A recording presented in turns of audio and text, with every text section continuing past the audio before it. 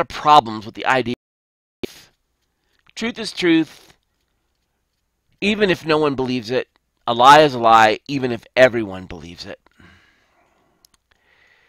So Jesus said in John 8:31 through 32, he said to those Jews who had believed in him, if you abide in me, abide in my word, hold fast to my teaching, live in accordance with them, you are truly my disciples. And you will know the truth, and the truth will set you free. You see, over the next couple of weeks, we're going to be talking about a Christian worldview. We're going to be looking at what it means to apply your faith in the real world. And we're going to be looking at different aspects that people really struggle with. And the one we're going to look at today is going to be about truth. You know, when I first read the title of it, I remember seeing a preview for a movie. I never actually saw the movie, and to be honest with you, I don't know the name of the movie. But I know that it stars Jack Nicholson, and the actor says, "What is the truth?" And he says, "You don't want to know the truth. You can't handle the truth." That's the only thing I remember from it, and I know that I don't remember what it's called, to be honest with you. And some of you might know, but that's okay. So we're going to be looking at worldview, and so you're thinking, okay, are we going to get deeply philosophical? No, we're not. I'm not deeply philosophical, and I'm not likely to get deeply philosophical until the next 30 minutes or an hour.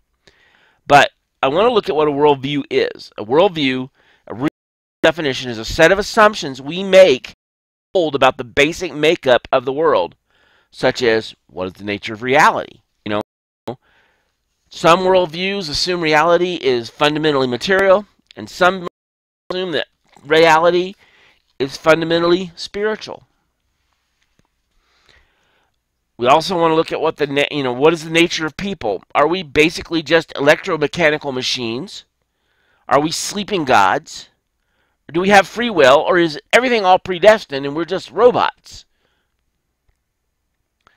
Also, what happens to us at death? Do we just stop existing? Are we held in spiritual stasis? Or is there something else? And basis of our value or morals. Is it the character of God, or is it simply the survival of the fittest? Now, having a worldview is a lot like having a heart. We all have one, and you can go your whole life not ever talking about your heart or seeing it operate, but everyone has one. And it is operating in you and on you all the time. In the same way, you can hold your assumptions about the world for years and never question them, never even give them any thought. Now, for most of history, that's the way it was. Why? Well, most people would live their whole life and not travel more than 20 miles from their hometown, which means you could live cradle to grave and never meet anyone who disagreed with you, with your assumptions about the world. So you just take your worldview for granted. But today, thanks to technology, travel, other worldviews have been brought right next door. So where your Christian grandparents didn't have to think about Islam or secular humanism or Zen Buddhism or even Oprah Winfreyism, these days you can't go a day without an alien worldview being thrown in your face on TV or Facebook or Instagram. And our movies produce and proclaim so many different worldviews, so many assumptions about the way the world works. Well, if you're rational and all this exposure to other worlds leads to a question. Okay? Are my assumptions about the world right just because they're my assumptions? And just because the answers that I absorb from my family or culture that make them right or even truthful? So today, we're exposed to different worldviews.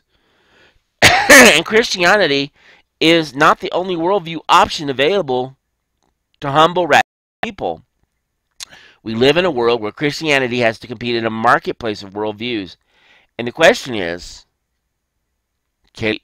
it real? Is it truth? And so I think it's important that we understand what it means to have a Christian worldview. Because I am so afraid that a great deal of what we're taught, and not necessarily in church, but on television, in the movies, proclaims a different worldview than Christianity. I mean, think about it. Who's the or the bad guy in almost every movie that Hollywood produces? I'll tell you right now, because it bothers me to no end. It's always the pastor. It's always Christians. You know, Christians are maniacs or idiots, or they're corrupt and evil. Every pastor you'll see on a movie is always corrupt. He's using it to steal money. Never find a godly man except on a few movies. Now, there's a couple out there, Courageous, but they're all produced by Christians. In fact, that whole series of movies, Flywheel, Courageous, Facing the Giants, all of those movies are produced by a church in Georgia. It's part of the country. And the guy who plays those movies, he's one of the associate pastors. He's the one that played the cop. He's the one that played the car dealer in Flywheel. He played the, you get it. He plays the coach in Facing the Giants. But they have a distinct view of the world that says God is involved. God is real. And so most of the world thinks that Christians are idiots, that we're useless, and they spend the time attacking us. In other countries, it becomes illegal to become Christians. I wish I could say that I don't believe that's going to happen here. I do think we're headed that way. Something dramatic happens where I think it's going to become illegal, anything but politically correct. And that's scary. But at the same time, we know why we believe what we believe. And if we don't know why we believe what we believe, then do we really believe it? Is it really just me carrying on what somebody else taught me? You know, one of the disturbing statistics you'll come across is that kids don't stay with the church. I did youth ministry for lots and lots of years, and it grieved me no end to watch kids go off to college and abandon their faith because they were exposed to so many worldviews, they decided that Christianity is just another option. They're raised in the church, their family was in the church. Now, a lot of them, when they get to their 30s, they come to their senses and they come back. But we lose a lot of kids who haven't been taught how to defend their faith and how to have a Christian worldview. Now, for those of you in investigation mode, okay, the money question is, can Christianity compete? Does Christianity have a rational basis? Are its assumptions warranted based on the evidence in the world? Does it do the best job of collecting all the available data about the world into an operating theory that A, works, and B, is logically consistent, and C, corresponds to reality? In short, is it true?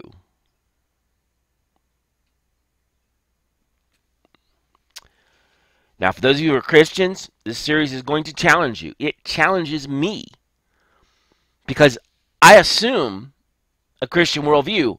So how should it challenge me, you think? Well, here's truth. Because every reason we present this month, this series, to believe it's true is a reason to live more boldly, following Jesus, and less ashamed and cowed by other views. See, to both believers and seekers, I say this. For a person to be intellectually honest, you should not only be able to detect the worldview of other people, but you know exactly why, in light of so many options available, that yours is true. Okay. So, now, what is truth? And that's a really big word because we hear that word all the time. Well, this is true or that is true, but what is truth? What is really true? When on trial, Jesus stood before Pontius Pilate and said, "For this reason I was born, and for this I came into the world, to testify to the truth. Everyone on the side of truth listens to me." So it seems that the question, what is true, was of paramount importance to Jesus. He unambiguously claimed to be in possession of the truth. Then he draws a line through the human race and says, if you want truth, you need to be on my side of the line. But I want you to notice what Pilate's response to him was. What is truth? What is true? That's right there. It sums up a tension in our world today because we want to know what the truth is. In recent months, we've heard the thing fake news. And everybody claims everybody else is making it up. And so it becomes very difficult to decide, well, who's telling you the truth? Is it the Republicans? Is it the Democrats? You don't want to hear my opinion. Doesn't matter. There's only one real source of truth. And his name is Jesus Christ. In fact, he says later on, or earlier, I am the way and the truth and the life. And no man comes to the Father but by me. See, I know what already some of you are having a problem because you don't think we should talk about truth and religion at the same sentence. There's so much disagreement and conflict. So we kind of side with Pilate a bit. What is truth after all? And in the church, and I've heard it, well, you know, I can't believe God would ever send anybody to hell. You know, he's just too good and too loving. I've heard Christians, people who profess to be believers in Jesus Christ, claim that there's no hell. I've heard believers say, well, you know, he's just one of the ways. You know, he's probably the best, but he's not one of the, he's only just one of the ways.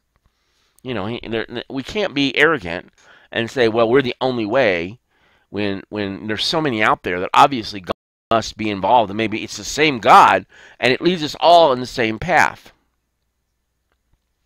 Well,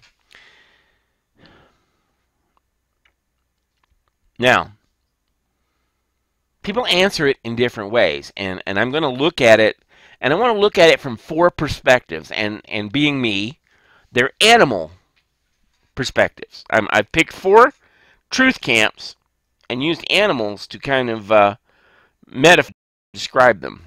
Now, the first, and you'll understand when you get here to hear all this, first is the ostrich camp. And you're thinking, ostrich? Okay, Mike, where have your mind gone? Okay. Now, their answer is truth is always what's internally consistent for you. An ostrich faced with danger or myth or threat, according to myth, will stick its head in the sand. Inside its own head, the ostrich has no problems. Its view of the world is consistent and logical. It may not matter what's going on in the world outside, but it doesn't matter as long as the truth is eternally coherent. Now, there's a big name for that. It's called the coherence view of truth. Second is the rainbow trout camp. Yes, I know, rainbow trout. Okay? This truth is relative to your context. The trout has a rainbow made up of all these different colors being refracted from the same white light.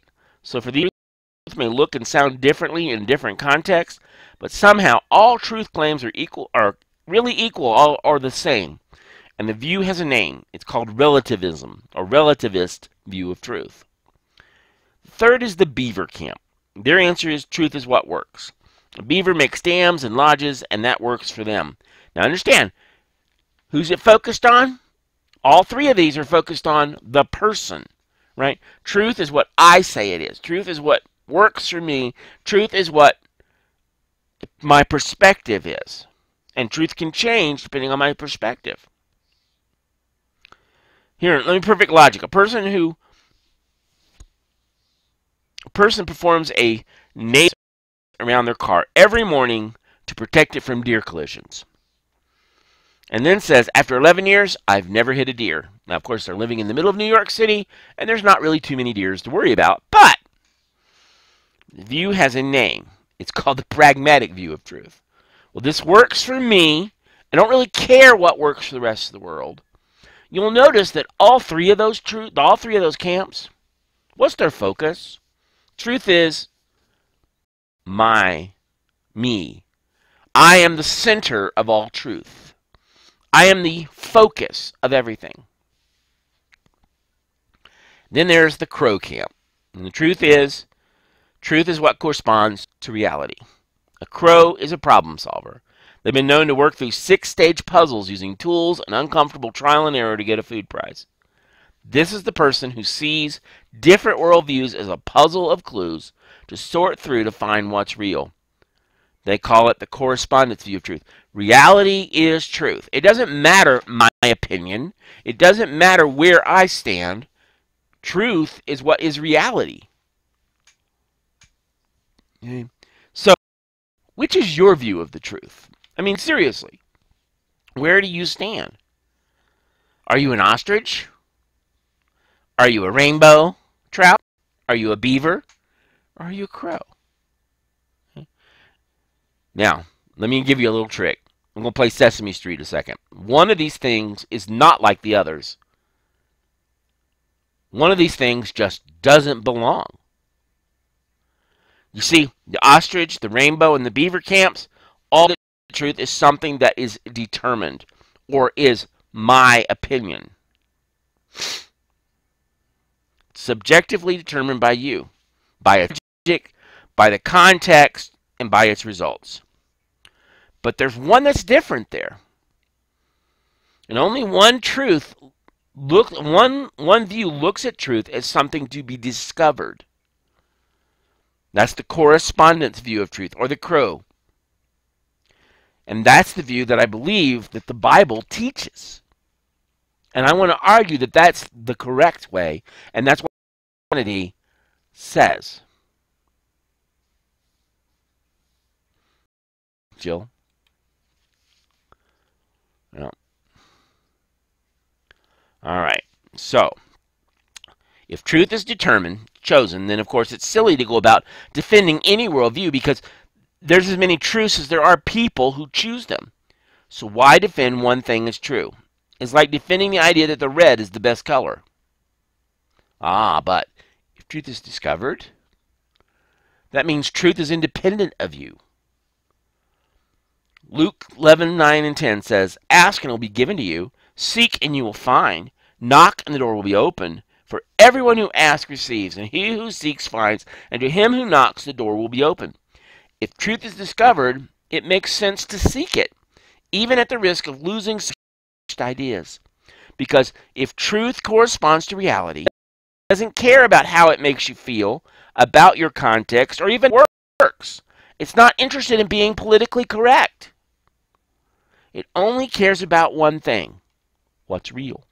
And since eternity is on the balance here, I think reality is worth discovering. But now let's ask if we have some reasons to define truth like the crow and not the beaver, trout, or ostrich. Do we have reasons to believe truth is objective and not subjective? We do, and the main rule of logic we call the law of non-contradiction. Yep. Now, I know this sounds like a logic class, and I'm not trying to do that, but here's reality. Okay? Here, and it goes like this. A thing cannot be both A and not A at the same time. That makes sense to us, right? I can't drink milk and not milk at the same time. I can't be in New York City and not in New York City at the same time. I'm either there or I'm not, right? If A is true, not A cannot be true. So, let's go in and see how this works. The Space Needle is located in Seattle, Washington, right? So if the Space Needle is located in Seattle, then it cannot be true that the Space Needle is not located in Seattle, right? It can be somewhere else if it's in Seattle. Space Needle cannot be in both in Seattle at the same time. It's easy enough, but problems start when you begin to input worldview propositions into a formula. Take a simple idea. The Buddha offers the only way to a wonderful afterlife. If the Buddha offers the only way to a wonderful afterlife, it cannot be true that a non-Buddha offers the only way to a wonderful afterlife. Yet God is perfect. God says, I am the way, and Jesus